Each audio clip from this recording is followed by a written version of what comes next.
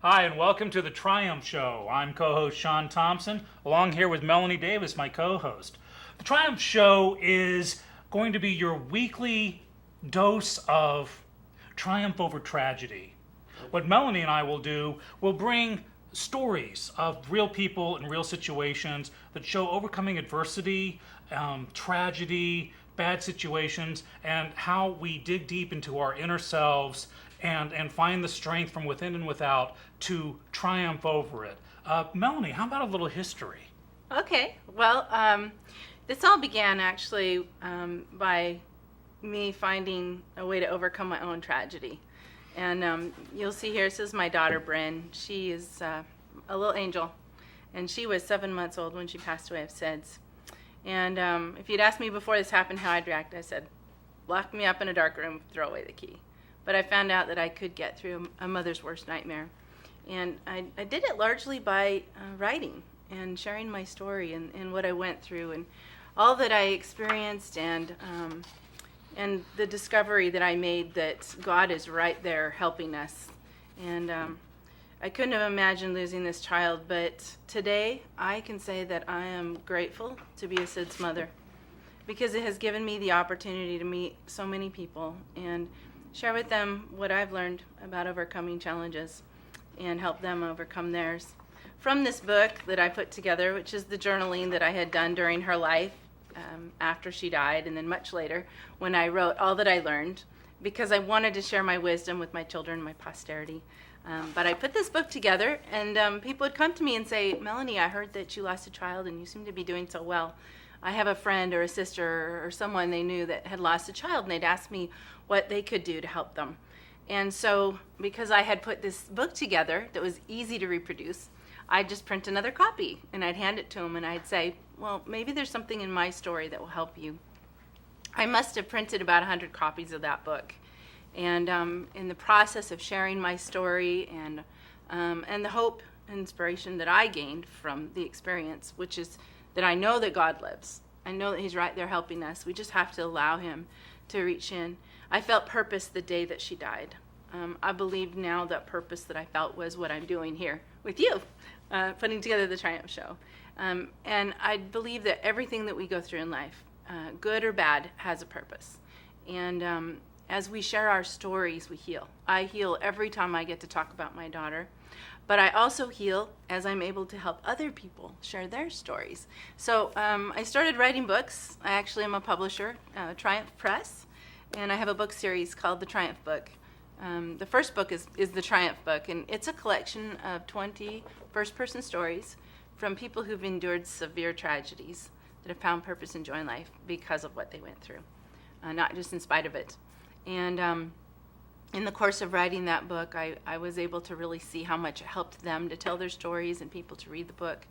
And so I branched out and I wrote another book in the series. It's called The Triumph Book Heroes. It's 27 first-person stories from veterans from World War II up through our recent conflicts, all different ranks and wars. And really have gotten involved in veteran support. In fact, I founded a national campaign called Love Your Veterans. And I'm the president now of a nonprofit called Green Zone Housing, which you are also part of, aren't you? Yeah, I dabble in it from time to time. Yeah, you do. He's very helpful in it, and we're striving to help our veterans. And I also have a couple workbooks that I put together that help people to write, to discover, write, and share their Triumph stories. Starting with the basic Triumph program that helps people who have been through. This would be the first one. Mm-hmm. This just helps people. On the desk you know, once I got started, I just couldn't stop. Welcome to the Triumph Bookstore. I'm your co-host, Sean Thompson, with Melanie. We're going to talk books. You know what? I'm glad you said that. You know why? Because I'm actually a publisher, Triumph Press. Mm-hmm. And the reason that I started my publishing company is because I wanted to help people to share their stories. And this show is really an evolution of that, because what I wanted to do is not just give them a platform to share their stories in book form, but to come on a show and to talk about their books or talk about their stories and allow more people to learn from them. And there are all kinds of challenges that I've been able to publish. There's a woman who had many suicides in her family when she was a young girl. She was a cheerleader in high school, and later in life she actually ended up getting addicted to meth and got caught cooking it and went to prison. And today she goes around and speaks because she's out and she's doing phenomenal. Her book's called From Pom-Poms to Prison. And that's just one example of the kind of stories I've been able to tell. I'm really looking to include people in this show. In fact, I kind of have been considering, I was talking to you, considering the tagline of the Triumph Show, it's about you. And the reason that it's about you, the people watching, is because we're here to help you, but we help each other. And the truth is that it doesn't matter if you've lost a child, or if you've been to prison, or if you have multiple sclerosis, whatever your adversity is, we tend to isolate and think that we're the only ones that are suffering this, and we feel very alone.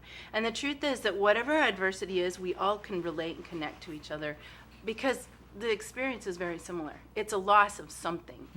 And I really want this show to be something that connects people and brings them together, whether they're watching the show or if you want to come and share your story on the show. And you don't have to be a published author, although, we'll definitely have a bookstore on our website where people can come and purchase the books that they may have seen on the show, or learn about how they could become a publisher or a published author themselves. I'm just a big believer in the power of story.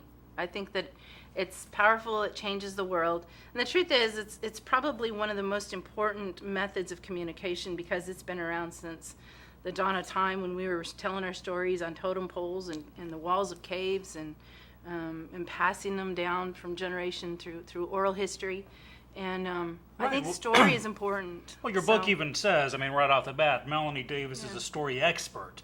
And, I'm reading these reviews on the book. I have here saying, as I started to read the conclusion, I began to sob in the second paragraph.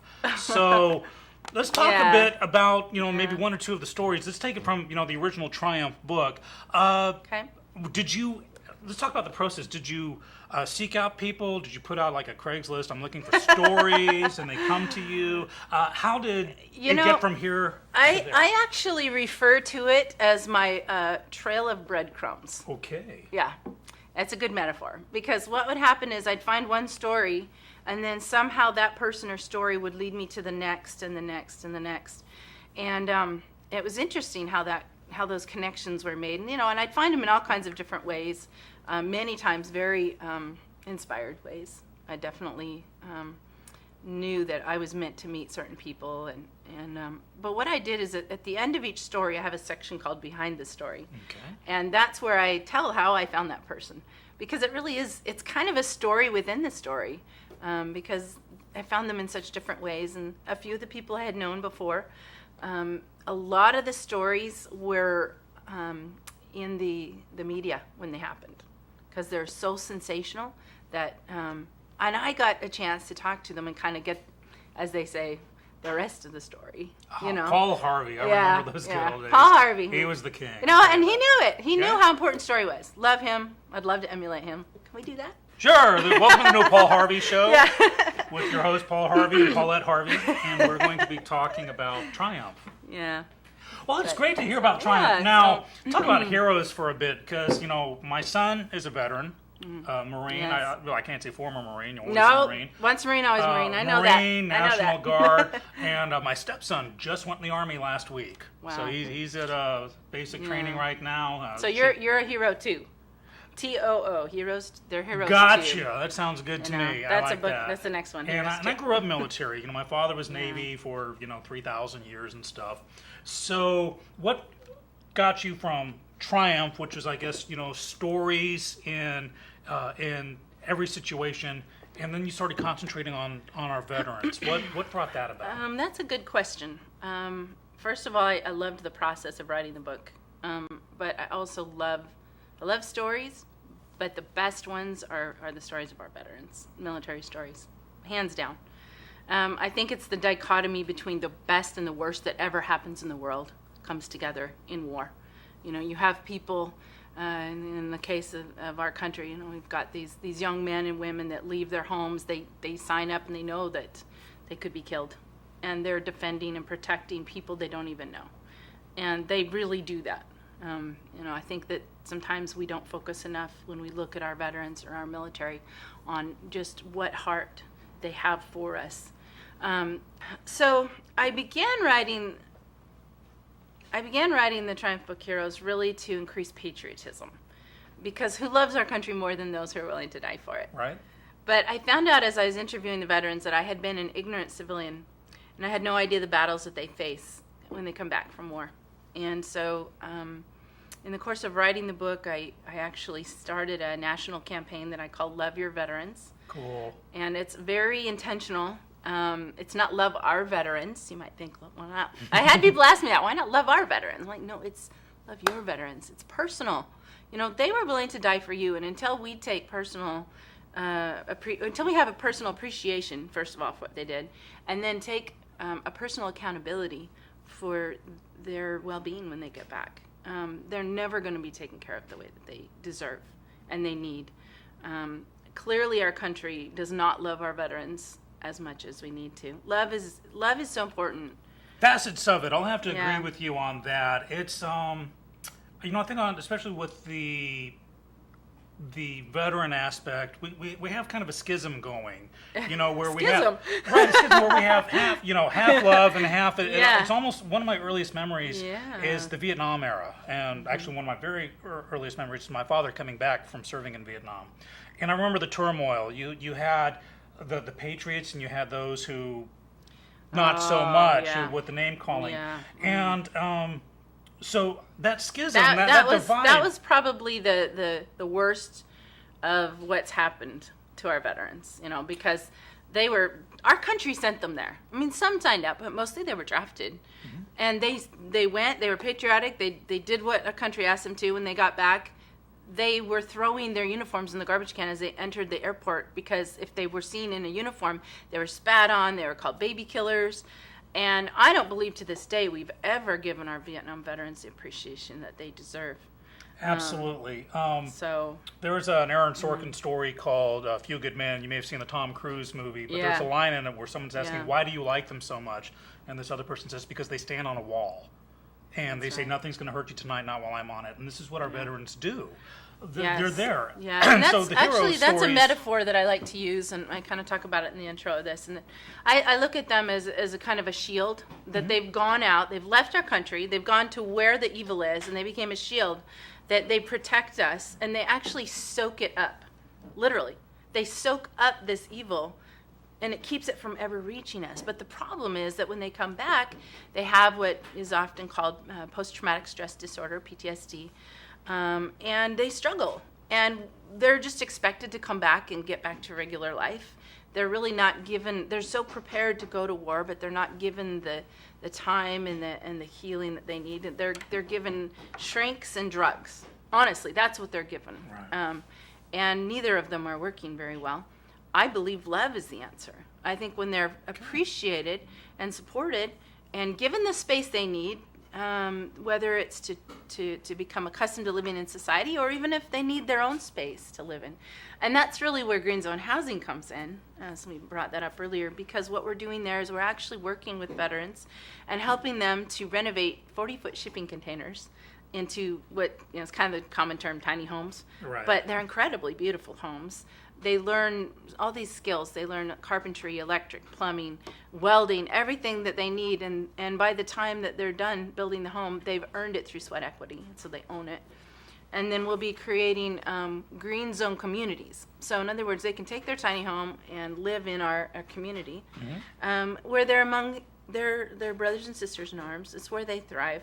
And they get a chance to kind of process in the most natural way. And if they want to leave, they can. If they want to stay, they can. But I think community is the key word there. I had the distinct pleasure of actually seeing a build from like day one through completion with these containers. And people think, oh, you're just throwing veterans away. In fact, I had a friend of mine say, oh, this is horrible. You're just throwing them in storage bins. I've heard people compare them to big trash cans, and I think, oh, you just haven't seen it. Right. Now, I've seen this in action, and folks, we're going to get some pictures up here, I'm sure, on this, but it's staggering. These are the 40-foot containers, and these homes have plumbing, have electricity, have bathrooms and toilets that flush, and a bed. Well, they're more shower. than that. They're really cool. They're cool. I'd buy one. Well, we have an exhibit home, and we actually have a lot of fundraisers we're starting to get, which is fantastic. Right. We at a lot of the different car dealerships around here, and we'll bring out our exhibit home, and we have a troop hauler, this huge truck, and we have different artists that are performing on the bed of it, and we have a barbecue, and it's just great. But the thing is, people walk into our exhibit home, which is a 20-foot version of it, and they say, I could live in this, and that's the whole purpose. Right. Like, they get it, because the walls, the things we put up, it's just got that real industrial, rustic feel, and they're neat. People are saying, how can I get one of these? Right, so, and actually, Green Zone actually will sell them to non-veterans actually, yes, sort of. I mean, if there's a demand. No, we have actually, I say sort of because we actually do have a for-profit company by the name of Love Your Veterans Home Builders. Now, you I see heard the tie-in? Right, and I heard this rumor that money's gained by that for-profit. Yes. Some of The them point of it, Love Your Veterans Home Builders, is to have a for-profit that then fundraises for the nonprofit. And it also employs veterans, because we're also about not just housing, but job training and support. So. Well, the old story, give a man a fish, he'll eat for a day, teach a man to fish. And that's what the Green Zone program does. It's the veterans they're vetted, pardon the pun, but the veterans will actually be researched, and they have to be part of like the Camp Hope program a program. Camp Hope is maybe not everybody watching the show will know who Camp Hope is, but they're a terrific program founded by the PTSD Foundation of America in North Houston, and I believe they're serving somewhere in the neighborhood of 60 to 70 veterans at a time. And it's about I believe a 90-day program. Sometimes they stay longer. But the thing is, Camp Hope is not a permanent place for our veterans. And so when they finish the program there, they go back where they came from. And in some cases, they came from the streets. That's under a bridge. Or into Section 8 housing. They're not thriving in Section 8 housing. And so we've actually partnered with Camp Hope so that now when the veterans are done there, if they don't have somewhere to go that they want to be, they can build a home and then join a community. But we'll work with all veteran nonprofits. So the vetting process that you talked about, really what that is we just want to take veterans who are coming out of a program where they've been able to get some help and they're ready. This is sort of the next step or even the final step, depending on what their needs are. And so the Green Zone and the Triumph Press, these are all part of the whole Triumph program. Because, let's talk about the Triumph program here. So along with the books like Heroes and the Triumph book, and of course Bryn's story, which I can't crack this book open without just, it goes here. And I should say that what's written in that book is the first chapter of the Triumph book. There you go. So I did put it into that as the first chapter, and then wrote the Heroes book. But in the course of writing the Triumph book, I put together this Triumph program. And really what this is, it's got 7 sections that you work through, and it allows you to tell your story of whatever you've been through. And it's very effective. I actually pilot tested it with a lot of the larger hospices, helping people who are dealing with death loss, although it will address any kind of adversity. And I had people go through the program who said that it helped them more than anything they'd tried. They'd been stuck in grief for decades. And so as I wrote the Heroes book, I thought, you know what? I know this program is effective because there's just something healing about digging down and being introspective and then processing what you've been through and sharing it with others. The sharing part is key. It really is. Okay. And that's, again, circling back to why we're sitting here, introducing you to a show. That's because I know that as people share their stories, they heal. As people hear stories, we can't overcome something difficult until we believe it's possible. And the best way to believe you can do something is to see that someone else has done it. But you can read these stories and you can see a mother who overcame having her daughter kidnapped, raped, and murdered. It's a story of forgiveness on a level that it's hard to imagine. But you see that and you say, she can forgive him, and she really does. I mean, it's genuine. You read it there. You're like, I can forgive this slide over here, you know? So there's just so many ways that we help each other. And so, but this program, basically, as I was writing Heroes, one of the heroes in the story is named Matthew Brown, and he was a machine gunner during the invasion of Fallujah, and he was shot on Veterans Day and went through terrible PTSD. His story is a PTSD story, but it's told from his perspective, his mother's and his wife's. And it shows how he's dealt with it and been able to really come out of some of the worst symptoms of PTSD, that, you know, short of killing himself, which is the worst. And I have to say, when I started writing Heroes, the veteran suicide rate was 18 a day. Today it's 22 a day. Right. So it's only gone up. It's not improved. In fact, the Marine that's on the cover of the book, this is, he was going to be in the book. He was a friend of mine. He was a trainer at the gym that I went to. And he posed for the cover. I love it. And I ended up dedicating this book to him because he committed suicide 3 months before it was published. I guess it was a few more months than that because we were going to write a story. But so I've dedicated this book to him and all of the heroes that were losing to the battles at home. But Matthew Brown didn't kill himself, but he got through it. He still struggles. I mean, it's something he always struggled with. But I love his story. Anyone who's dealing with PTSD, veterans especially, but really anyone, are going to get so much from reading his story. So I asked Matthew if he would co-author a version of the Triumph program with me, because I really felt it would help veterans. And I don't know if you can see his little picture on the back cover there, but there he is. He is a good-looking guy, hilarious. Oh my gosh. Matthew Brown, if you're watching this, I want you here next to me. Okay? He's so cool. Well, we got a wide sofa here, so I got room. I got room for you. Matthew, the gauntlet's been thrown. Yeah. But he's fantastic. So he helped me, because I could not write a workbook for veterans. I'm not a veteran. I haven't been through what they've been through. I mean, I know the process. I know how to teach them the process. But I needed Matthew to talk to them and to give them the examples of the types of stories that they're writing. And I won't get into all the depth of what's in the workbook at this point, but except to say it's an evolution. It's telling the story from darkness to light. You know, it's a process of dealing with what you've been through. Who are you? Why did you join the military? You know, it allows them to work through the grief of seeing their comrades in arms be killed in front of them. You know, they're closer than kin, and they don't have grief groups and bereavement programs in the military. Right. You know, you can't stop right then and grieve, and then they never do. So it's important. And then it starts to move into the light where they find purpose and meaning in what they've been through and use it to help others. But I'm very excited to say that the Triumph program, Overcoming PTSD, has been approved to be used in... Hold on. Drum roll. Yes. The prisons in Texas, for all the veterans in every prison in Texas, is going to have access to this program. That's awesome. Eventually. We're getting started in a few of them, and it's kind of it's a program that we're putting underneath the umbrella of Green Zone Housing, because if they go through the process of this program, when they're, you know, a lot of them will get out eventually, sooner than or later.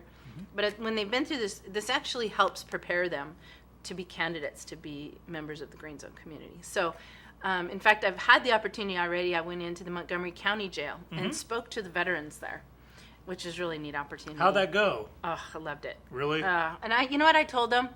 It doesn't matter to me that you're locked up in prison. What matters to me is that you are willing to die for me. You went to war, and I'm here to help you. Thank you for what you've done for me. And man, you know what? I'm telling you, when you show love and appreciation, it changes everything. Well, your audience had to have been captive, and that's the thing. It sounds like you're kind of... They are a captive audience. I just realized what I said. No.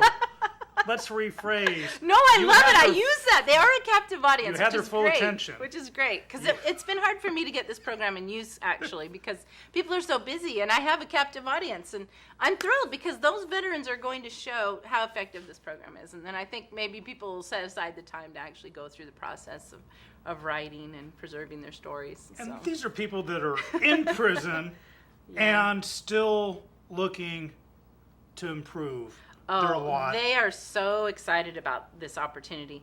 And the thing is, the thing is, even if they happen to have done something they are not going to get out of prison very soon or at all, they are still going to find purpose and meaning in their lives, because when they tell their stories, and I should say that I intend to take their stories and I can continue to create more anthologies like the Heroes book, which can become part of the prison library, or we can take it to veterans all across the country, because it's wisdom that's going to help them not end up where they are, But just knowing that what you've been through is helping someone else makes what you've been through that much more meaningful, or completely meaningful, really. So I'm really excited about that. But yeah, talking to the veterans in the Montgomery County Jail, they can't wait for the opportunity to participate in this, and they're very excited about Green Zone housing. Cool. So yeah, unfortunately, this is a growth industry. There's a need for a show like the Triumph Show. And that's why Melanie and I are here, because there are so many stories. Everyone has a story. Everyone has a past. Everyone has a situation that we've all felt we can't get past this. We want to pull the covers over our head. We want to end it. We want to find some way to dig out of the hole. Or you just feel isolated. I think the biggest thing for me is I don't want people to feel alone. Right. And that's why I say, it's really about the audience. I'm here to help you, each one of you, because you're not alone. Whether you've been through, abuse growing up or drug addiction, you feel alone, don't you? Those things just make you feel completely isolated. But everybody can relate to each other, no matter what they're going through. And I think that the better we do that, the more we will heal and the more joy we'll have in the world. So, in today's news cycles, everything is, we're hearing fake news or biased news or slanted news or the bad news or how things are just. But in the Triumph Show, what we have going for you here are the stories that inspire, inform, and educate, but primarily inspire, to show triumph, the triumph of the human spirit, overcoming insurmountable odds. And just saying, hey, you can do it too. Awesome. It's possible. You can get over whatever you've been through. Well, Melanie, I think we've given everybody a taste of what's in store for the Triumph Show. I'm looking forward to just sitting here with you week after week. And who's going to fill that sofa and getting out on the road. Yeah, I'll be the man. It's not going to be coming from here. We're going to be doing a lot of things. We're going to go out and speak to audiences, get in front of some churches, bring some people in, give people a chance to interact with others. And sometimes we'll just kind of go to where they are and see what they're doing and tell their story, right there. I'm working on my man on the street interview skills, so I'm going to be looking forward to that, where I'm going to be talking to real people throughout the community about maybe their triumphs or the triumphs that have yet to happen. And then we can discuss, we can have experts, we can have guests who've been there or who know what they're talking about, who can, inform me and let me know and let them know. And I'm really looking forward to this. Yeah, it's going to be a great journey. Great journey. Yeah. Well, I'm looking forward to this a lot, and thanks for spending your time with us. I'm Sean Thompson, along with Melanie Davis. And we're your co-hosts for the Triumph Show, coming soon.